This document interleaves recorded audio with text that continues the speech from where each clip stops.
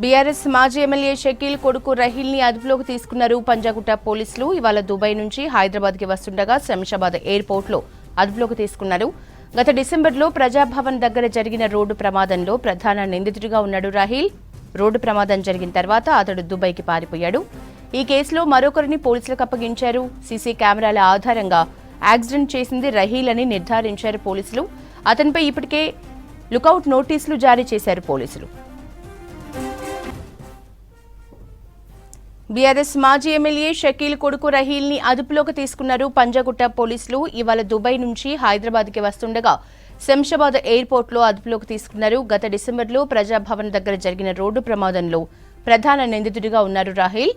Road ప్రమాదం జరిగిన తర్వాత అతడు దుబాయ్కి పారిపోయాడు. ఈ కేసులో మరొకరిని పోలీసులకు అప్పగించారు. సీసీ కెమెరాల ఆధారంగా యాక్సిడెంట్ చేసింది రహీల్ అని నిర్ధారించారు పోలీసులు. అతనిపై ఇప్పటికే లుకౌట్ నోటీసులు జారీ చేశారు. రహీల్ అరెస్ట్ కు సంబంధించి మరిన్ని అప్డేట్స్ రత్న అందిస్తారు. రత్న, ఎట్లా ఉన్నాయి డీటెయిల్స్?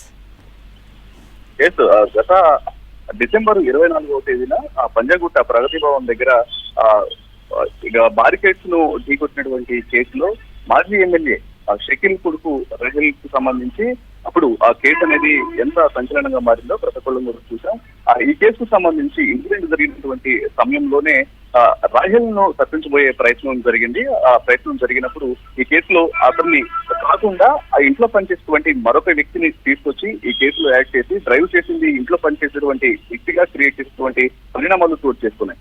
ఈ సందర్భంలోనే పంజాగుట్ట పోలీసులు కూడా అప్పుడు ఎస్హెచ్ఓగా పనిచేసేటువంటి దుర్గారావు అనేటువంటి మాజీ సిఐ కూడా ఇందులో కీలకంగా వ్యవహరించి రహీల్ ను తప్పించే ప్రయత్నం చేశాడనంటూ కూడా ఆ తర్వాత ఈ కేసులో వెల్లడైంది. ఆ తర్వాత ఆయన సస్పెన్షన్ గురయ్యారు. సో అయితే ఈ కేసుకు సంబంధించి తీరా ఇన్వెస్టిగేషన్ స్టార్ట్ చేసిన తర్వాత ఇందులో డ్రైవ్ చేసింది షకీల్ కొడుకు రాహెలే అనే కన్ఫర్మ్ అయిన తర్వాత వారికి నోటీసులు అరెస్ట్ చేసేందుకు రంగం సిద్ధం చేసినటువంటి సమయంలోనే వెంటనే షకీల్ అలాగే కొడుకు రహీల్ ఇద్దరు కూడా ఇక్కడ ఇండియా నుంచి ఒక హైదరాబాద్ నుంచి పారిపోయి దుబాయ్ లో తలదాచుకోవడం జరిగింది. అప్పటి నుంచి కూడా వాళ్ళు దుబాయ్ లోనే ఉన్నారు. అయితే పోలీసులు ఎలాగైనా వాళ్ళని పట్టుకోవాలనే ఉద్దేశంతో అప్పటికే లుకౌట్ నోటీసులు కూడా జారీ చేశారు. లుకౌట్ నోటీసులు జారీ చేసి వాళ్ళను వెతికేందుకు కూడా రంగం సిద్ధం చేసేటువంటి పరిస్థితులు కనిపించాయి. అయితే ఆ ఇన్వెస్టిగేషన్ ఈ యొక్క లుకౌట్ నోటీసులు జారీ చేసినటువంటి కొన్నాళ్ళకే తిరిగి ఇటు షకీల్ తన కొడుకు రహీల్ కేసుకు సంబంధించి కూడా హైకోర్టు వీళ్ళందరూ హైకోర్టును ఆశ్రయించడం జరిగింది. అసలు ఆ రోజు తమ యొక్క ఇన్వాల్వ్మెంట్ లేదు, తమను అనవసరంగా ఎఫ్ఐఆర్ లో చేర్చి తమను బదనాం చేసే ప్రయత్నం చేస్తున్నారు, తాము విచారణకు సహకరిస్తాము అంటూ ఇటు హైకోర్టును ఆశ్రయించినటువంటి పరిస్థితి ఉంది. ఆ సందర్భంలోనే హైకోర్టు కూడా తీర్పు ఇచ్చింది. సరే, విచారణకు సహకరిస్తామని చెప్తున్నారు కాబట్టి పోలీసులు అరెస్ట్ చేయొద్దంటూ నాట్ టు అరెస్ట్ నోటీసులు కూడా ఇవ్వడం జరిగింది. సో అరెస్ట్ చేయొద్దని హైకోర్టు చెప్పడంతో అప్పటి నుంచి కూడా అరెస్ట్ చేయట్లేదు. అయితే విచారణకు సహకరిస్తామని అప్పుడు చెప్పారు. విచారణకు సహకరిస్తామని చెప్పి ఇంతవరకు కూడా విచారణకు హాజరు కావడంతో ఇప్పుడు దుబాయ్ నుంచి హైదరాబాద్ కు వస్తున్నటువంటి సమయంలోనే ఇటు శంషాబాద్ ఎయిర్పోర్ట్ వద్ద రాహెల్ ను పంజాగుట్ట పోలీసులు అదుపులోకి తీసుకున్నట్లు కూడా మనకు సమాచారం అందుతోంది.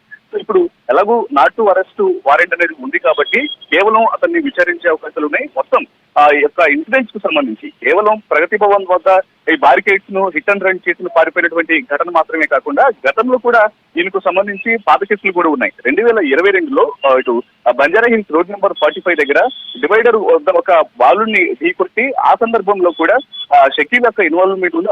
ఆ సమయంలో కూడా అతనే డ్రైవింగ్ చేసినటువంటి విషయం కూడా బయటపడింది. కానీ సేమ్ ఈ ఎప్పుడైతే డిసెంబర్ 24 జరిగినటువంటి సందర్భంలో జరిగినటువంటి పరిస్థితుల్లాగానే అప్పుడు కూడా తను డ్రైవ్ చేసి కూడా ఆ ఇంట్లో పనిచేసినటువంటి మరొక డ్రైవర్ ని ఆ ప్లేస్ లో పెట్టి కేసులో నుంచి తప్పించుకునే ప్రయత్నం చేశాడు. ఆ ఇన్సిడెంట్ లో, ఆ కార్ యాక్సిడెంట్ లో ఒక బాలుడు కూడా చనిపోయాడు.